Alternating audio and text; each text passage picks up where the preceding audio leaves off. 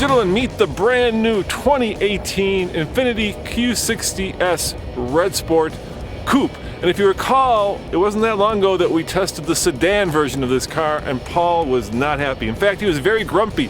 He said that the electric steering was no good and the car just didn't perform. So the question is this car with two doors better, as good, or worse than the four-door? And there's only one way to find out, and that is to give it to Paul. So under the hood of this Q50 Infiniti Red Sport, what we have is a twin-turbo V6. Now we're used to twin-turbo V6s from this brand, of course, with the all-conquering GTR. This engine, though, is a little bit different. It puts out 400 horsepower and 350 pound-feet of torque, and it's backed up by a 7-speed automatic transmission.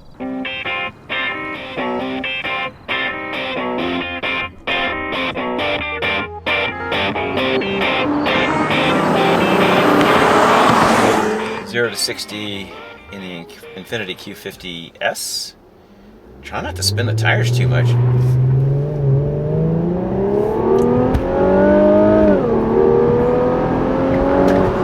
Okay, 5.52 seconds there to 60. But yeah, it's got some beans.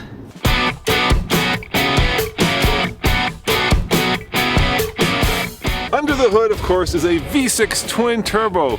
3-liter, puts out 400 horsepower and 350 pound-foot of torque. It is mated to all four wheels, since this is the all-wheel drive version, and a 7-speed automatic transmission with paddle shifters.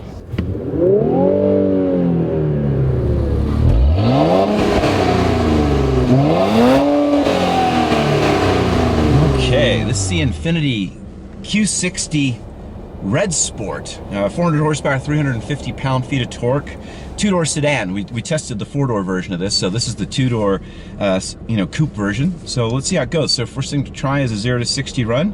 So it's normal full left foot. That's pretty good. And launch. Nice hard launch.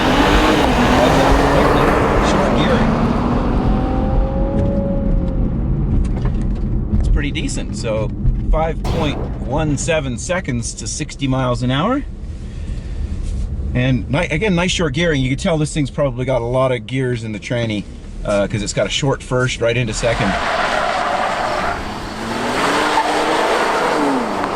All right, so we've got Bridgestone Potenzas, and so these are summer tires. It runs a 245 19-inch in the front, and then the rear is also a 19-inch, of course, and it's a 265. And so the tires are important. If you want to get lap time, it's all about having a summer tire around the track in the summertime.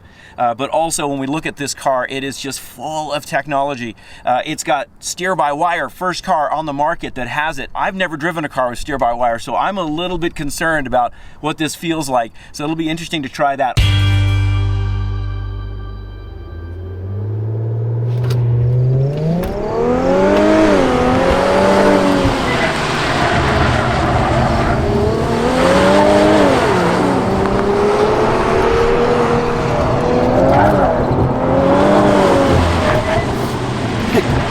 Beeping at me, I'm not sure why.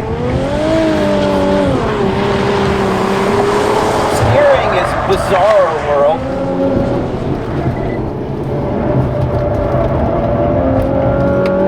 Lots of understeer, then oversteer, kind of sloppy in its responses. Needs more damping from the shocks.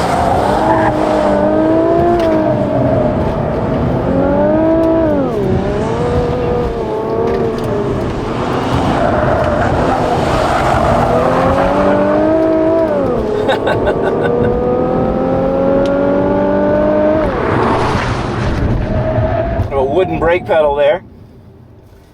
Wow. So lots of like rubber in the suspension. It's just kind of moving around everywhere. Getting it under those high loads, high cornering loads, you can just feel things changing, and then you're chasing the steering the whole time, which is, it's steer by wire. So what do you think your time was?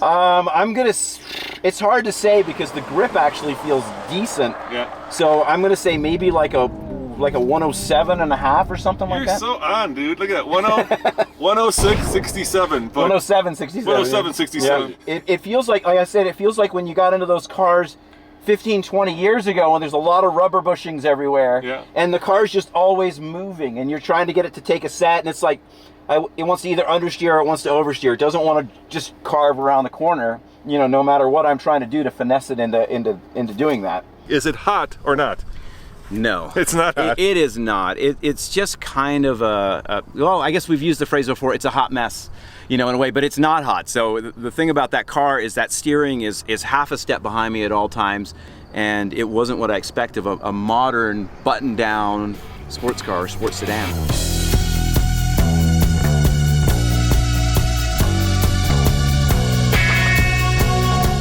All right, so on the Red Sport, we've got some pretty decent tires, though they are an all season. This is a Bridgestone Potenza RE97 AS, so all season, and it's a 225 on the front and a 255 on the rear.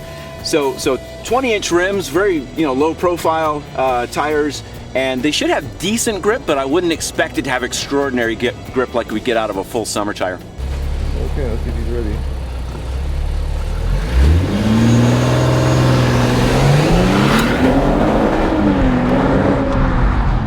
This car really feels pretty darn good, actually. It does some weird things where it's grabbing the seatbelt and just doing stuff like that, but it turns in really nice.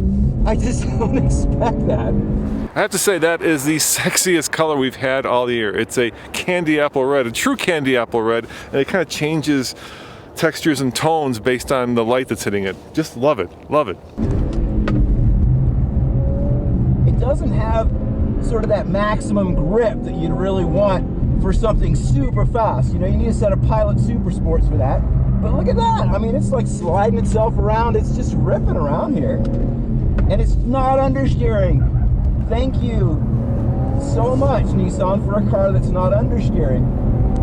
So often I do these laps and I'm always just so disappointed at all the understeer I get from all these cars that everyone thinks are so amazing.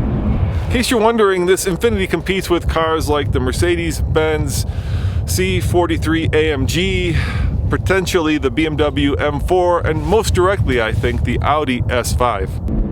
And this car is actually turning and doing what I want it to do when I want it to do it.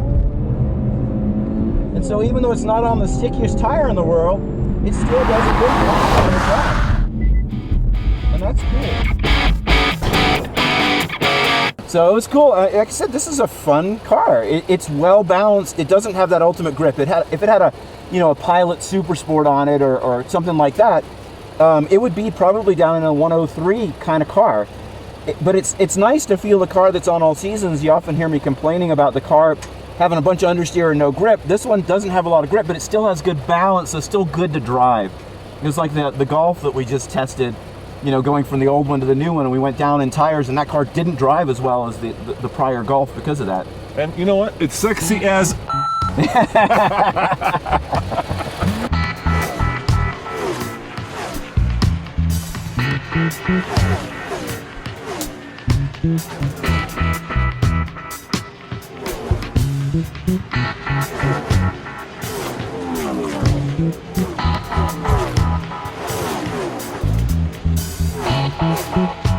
Paul, this car weighs almost the same as a four-door. It has the same engine, it has the same steering, so why is this one better? It's an interesting question. I really was surprised by the first time I turned it into a corner. I got that lovely crisp response that I want, and it's not so much the electric power steering versus normal power steering or variable ratios. It's what the back of the car does at that moment when you turn it in, and it actually rotates really nicely and points into the corners really well. So even though it didn't have like this crazy amount of grip from like a pure summer tire, it has an all-season high-performance tire on it, it had wonderful balance, and that made it really fun to drive. And ultimately, a good balanced car does a decent lap time even if it doesn't have all that grip. That grip would help, and this car would probably be doing like a 103 with a real summer tire on it. So is it hot or not? I think surprisingly so. I really did enjoy driving it. It was really fun. I was like, let's go do some more laps, and because the car just, it works, it responds. I think it really actually does compete really well. I would say it has less understeer than a lot of its competitors and would be more fun to drive. You know, my secret is the fact that it's candy apple red. That doesn't hurt. It doesn't hurt. It's a really pretty car. I think it's kind of a, you know, all those cars you listed as competitors, this one's a bit more luxurious, a bit more opulent than those cars, but don't confuse that to mean it doesn't have track pedigree. It's actually really good around the track. It's also a little bit more curvy, right? Yeah. It's very feminine. As always, this is Roman. And this is Paul. Saying thanks for watching, and check out tflcar.com for more news, views, and of course, real-world track reviews. See you guys next time. Ciao.